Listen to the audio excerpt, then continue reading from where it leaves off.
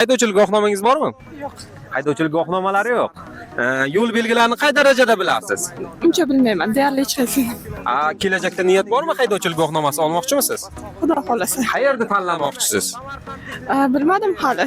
Mana bizlarning Samarqand vatanparvar tashkilotimiz eshiklar har doim ochiq. Mana bizning lokatsiyamizda kliplari bor.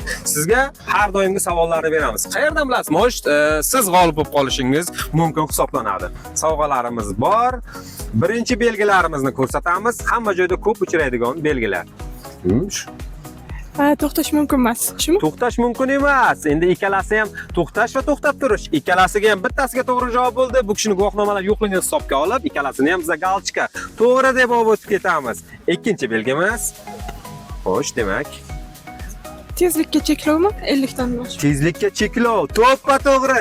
Mana bugungi bizning birinchi g'olibimizga bir qadam qolyapti. Yaqinlashib keldik, yaqinlashib. Uchinchi belgimizni ko'rsatamiz endi.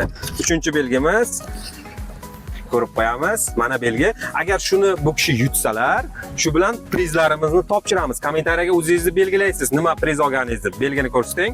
Xo'sh. Buni bilmayman lekin. Uchinchi belgimizda yana o'sha ahvol, yana o'sha ahvol. Bu kishi ham taxmin qilib ko'ring, mo'sh to'g'ri chiqdi. Salgina yaqinlashtirsangiz, o'zimiz sizni bog'lab yuboramiz. Yo'q, ko'rmaganman.